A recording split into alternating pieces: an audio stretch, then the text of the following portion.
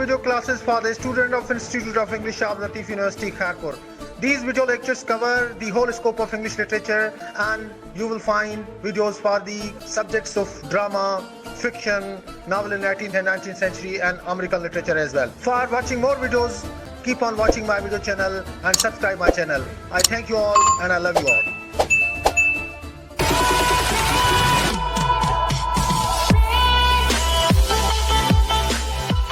Bismillahirrahmanirrahim. Welcome to the video classes for the students of Institute of Latif University, Khokhar. This time for the students of BS4 Literature, I have a beautiful presentation from Walt Whitman. Walt Whitman, who is known as the poet of America and is regarded as the prophet of love and sex, in this beautiful poem that is entitled as Animals, tries to present before us the plight of human beings. This is a very peculiar poem of Walt Whitman, in which Whitman wishes to live with animals. On the basis of this poem, Whitman is also described as misanthrope, but when we go to the contents of this poem and analyze it properly, we come to know that Whitman is not a misanthrope. Whitman simply tells us the woes of human beings, that how much degraded human beings have been in today's world. I am going to read this poem and will try to explain it. Whitman says, I think I could turn and live with animals. They are so placid and self-content. The first quality of animals that Whitman praises is that animals are placid, they are calm, they are cool, and they are self-content. They never whine, they never cry, they never complain. They are placid and content. And Whitman says, I stand and look at them long and long. They do not sweat and whine about their condition. Whitman tells that it is not animal habit to whine and complain about their condition. And this is what Whitman has been observing regarding animals long and long. And then Whitman says, they do not lie awake in the dark and weep for their sins. Whitman says it is human quality. They are human beings who commit sins throughout the day, but at the night they wake up and then they feel repentance for their sins, and then they complain and then they seek forgiveness for their sins. Whitman says that this is hypocrisy on the part of human beings. Animals are free from this hypocrisy. Animals neither commit sins and then they never weep during night. They do not make me sick discussing their duty to God.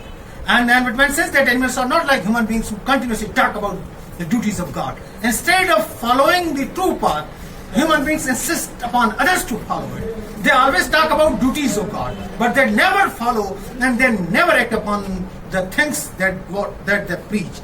So Whitman says that animals are better than human beings because they are free from all sorts of hypocrisy. Not one is dissatisfied, not one is demented with the many of owing things.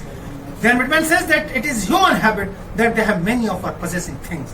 They think that everything must be possessed by them. They have a strong will and power to possess power and everything. Animals are free from this mania. Animals never try to occupy things. Animals never try to, own things. They are free from this greed and avarice.